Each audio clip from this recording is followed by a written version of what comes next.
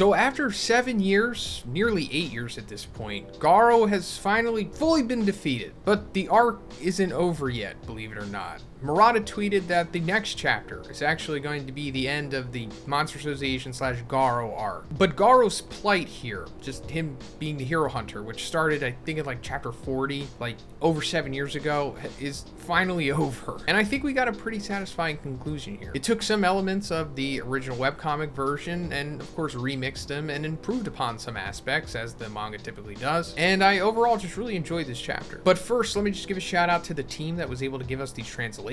They were actually down a few members, I think, but they were still able to pull through and get it out in a reasonable amount of time. So thank you guys. But anyway, opening up in the chapter here, we see Garo just successfully being defeated by the Zero Punch from Saitama. This was a result of Saitama successfully traveling backwards in time and hitting Garo with a punch that was so incredibly overpowered because the Saitama that came from the future was way more powerful than the Saitama that was in the past timeline, because Garo had pushed him to become that strong. Hey, also guys, if you like my One Punch Man content, please subscribe if you haven't already. It's fine if you don't want to, but if you just need a reminder, here you go. Thanks. But Saitama essentially knocked the god power out of Garo here. And I'm not necessarily sure how strong Garo is at this point or what's really going on with him. Like, is he kind of monsterfied still, or is he just a full-blown human at this point? It really remains to be seen, but I'm going to assume that it's more so the latter at this point. But we see all of like the angered heroes surrounding him. And this is just a really satisfying sequence because these are like the heroes that Garo had like hero hunted throughout the story. Like, we see the tank toppers here. They were actually like one of his first victims, and now they're all like finally getting revenge on him. Even though it's not really doing anything, it's still just, I don't know, for some reason I really like this. But anyway, Saitama shows the future core to Genos, and Genos is able to immediately identify that it's from the future. This is of course because in the original timeline that Saitama came from, Garo ripped it out of Genos, and Saitama basically held on to it the whole time, making sure that it was kept safe. And when he successfully went back in time, he still had it with him. And Genos is like immediately hooking up like one of his cables to the core, and he's able to recount pretty much everything that happened in the future timeline. Basically chapters 166 to chapter 168. And we actually talked about this like I think 2 weeks ago in one of my Q&A videos. But I also think that this core is important for multiple reasons, because on the surface it seems like it's probably going to be the catalyst for some kind of power up with Genos, him having 2 cores now or something like that. But I wouldn't be surprised if this at least recorded data up until it was ripped out of Genos, meaning that it could be aware of what happened at least up until that point, which is something that technically Saitama right now shouldn't be aware of. Now at that time, I thought that the core was going to be recording information, of course, but I didn't expect it to be able to record everything, like even after it was ripped out of Genos, because at that point it was kind of just by itself and it wasn't hooked up to anything. So why was it still like recording everything somehow? I mean, I'm not going to question it too much. It is what it is, and it's actually better this way, that Genos is aware of everything that happened, not just up until the point of it being pulled out. Hey, but real quick guys, I just want to talk about gamer subs for a second because I'm a big fan of this stuff. They actually just dropped a new flavor called Kaho's Guilty Pleasure, which is basically just a green tea flavor, and it's also in collaboration with Kaho Shibuya. But I've also been drinking peach tea and strawberry lemonade, and this stuff just makes working so much easier. Like, I've been drinking this stuff instead of coffee, and I just love it so much. So if you're interested in getting some Gamer Subs of your own, check out the link in the description, or just use code BIGZ on the Gamer Subs website. Thanks guys. But now Genos is pretty much aware of everything that happened, and he's actually able to make sense of the time travel for the most part, and we get this massive exposition dump, which is like classic Genos. But basically what he's saying in this dump here is that Saitama traveling from the future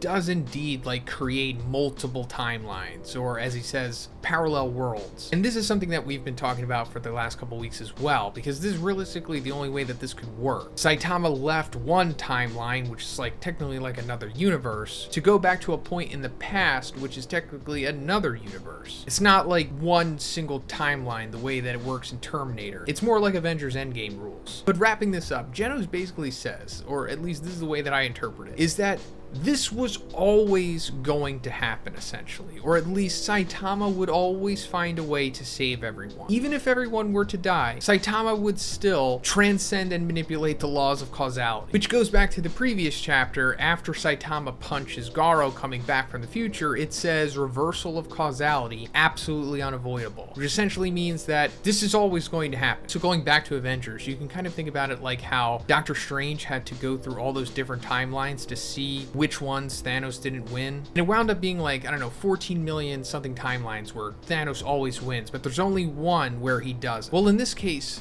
there are no timelines in which Saitama doesn't win here. Not even one. That's how ridiculous Saitama is, essentially. But this goes in one ear of Saitama and out the other. Like, this is, typical Saitama. He doesn't really care. Even as crazy and fantastical as this is and what he's technically been through, it's still just like, you're kind of talking too much. But the important thing here is that Genos is aware of it, and also the core has this information recorded on it, because I don't think this is going to be the end of this stuff. The information on the core is for sure going to come back later on, in my opinion. It's possible that Drive Knight and the organization is going to get this core and or the information on it. But let me just clarify that I don't think it's guaranteed that they're going to get their hands on this information. And even if they do, I'm not saying like Drive Knight's going to like travel back in time or something, but something will come of this information in the future for sure. But anyway, going further, we see Tario get up. Of course, we saw in the future timeline that he winds up dying from exposure to Garo's cosmic radiation. But now that, Garo has been taken out before he was able to release enough of it, he's alive now. But he also sees like this time ghost of Garo here. You could make of this what you want. It's kind of just like a fragment of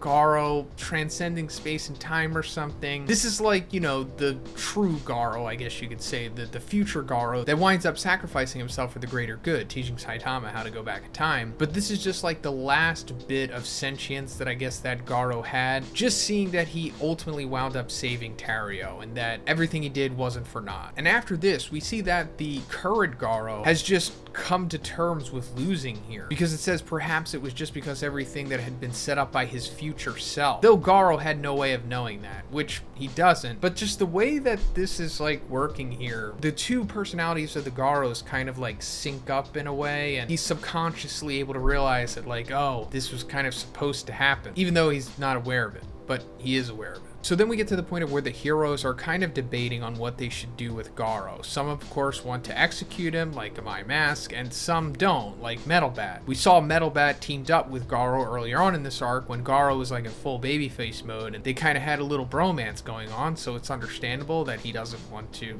straight up execute him. And, My Mask is a My Mask, so completely understandable that he would. But then we see Saitama say, who took down Garo, by the way? Was it Blast? And Flashy Flash says, it seemed like a naked man appeared out of nowhere, defeated Garo with one punch, then flew away. That pattern of movement does seem like something out of Blast's playbook. And then Second Gar's like, you're saying Blast actually helped out? And why naked? So this answers our question of who was going to take credit for taking down Garo, and I assumed that it wasn't going to be Saitama, of course. It's way too early on in the story for everyone to acknowledge him to be the one above all. And I knew that him being naked delivering the punch was going to have something to do with that, because, once they fused together, he wound up having clothes again, despite the crotch being removed. But it turns out it's actually Blast that's going to be taking the credit here, which is, cool. Sets up the legend of Blast going further, but also Blast not showing up in this chapter, and I expected him to. But I guess he's going to show up in the next chapter, because I really want to see how he reacts to all of this time travel stuff, and even if he's aware of it. And also, he still needs to, deliver exposition to, if not Saitama, then just somebody. Then Zombie Man kind of steps up to Garo while everyone's beating him, and he's like, there's no way a human can gain that much power just through monsterization. Are you sure there wasn't another source of power that was using you as a catalyst? For example, God or something like that? One of the enemy cadre showed similar signs. Of course, he's talking about Homeless Emperor here. When Zombie Man was eventually able to defeat Homeless Emperor, he got enough information out of him to know that God gave him powers pretty much, but as soon as he started saying that, God killed him. And, considering what Garo was able to do, they were kind of similar to the energy manipulation that the Homeless Emperor was able to do, so he kind of put two and two together and was like, oh, you're probably getting God's power, which he's right about. But of course, Garo's playing it off, acting like, you know, that was all just me, even though Garo knows for sure that it was God that gave him powers, because he basically tells the audience and Saitama that in the previous chapters. But Garo's just, you know, being Garo here. And he's pretty much just asking them to kill him. Like, he's at his wit's end here. He's just lost everything, essentially. But before My Mask is able to kill him, Tario comes in and he grabs him by the leg. He's like, Uncle is a real hero who saved me a bunch of times. Hurry up and run, Uncle. And we see like all of the heroes deliberating here on what they should do with Garo, and then King steps in and he puts his King engine on maximum output. We haven't seen this before. And he just conquer hockeys everyone out of the way. He even shuts up a My Mask here. Like, I just love this sequence. I'm such a sucker for like King moments. And then Bang steps up and he's like, I won't let you throw your life away so easily. If you've caused harm to people, then you must make up for it 10 times over, 100 times over by saving others. And Saitama says that's what absolute evil is best at, right? Of course, this is in reference to before all of the Cosmic Garo stuff, when Saitama was originally going against like the gargoyle-esque Garo. Despite everything that Garo was doing, try to be the absolute evil, to try to like defeat Saitama, he just wound up helping people. But going back to what Bang is saying here, I think this does mean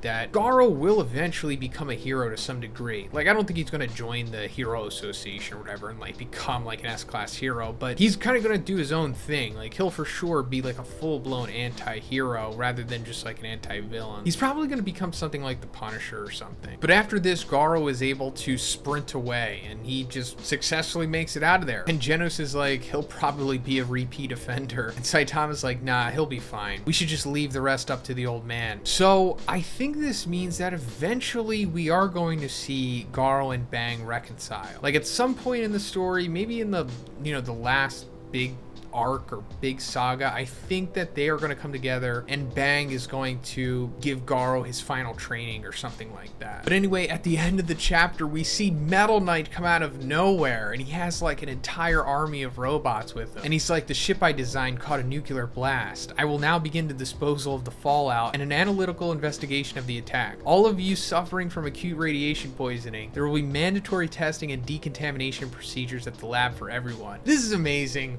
I'm a big fan of Metal Knight, and this is just part of the course for him because he showed up at the end of the Boros arc and kind of just like cleaned up after everyone was done. And it's also funny because he was like super opposed to raiding the Monster Association in the first place. He just wanted to bomb the whole entire thing and not even, you know, send anyone physically there. But the fact that he's showing up is, you know, better late than never, because he's also taking care of the nuclear fallout here, which is like kind of a big deal because Garo did launch a bunch of nuclear fission fists, which were like the equivalent of nuclear bombs going off, and he did fire a gamma ray burst. This all still happened in this timeline. Like, Saitama came back after he was hit by the gamma ray burst. So the fact that Metal Knight is cleaning this up, like I said, is important. And also he's, you know, helping everybody who was affected by the radiation poisoning, which is super important as well. I'm hoping this changes some of your minds on everyone who was so keen on Metal Knight being the traitor here, because Drive Knight ain't doing this. Drive Knight pieced out, remember? He left as soon as he got what he wanted. He even left Genos to die after like draining him. So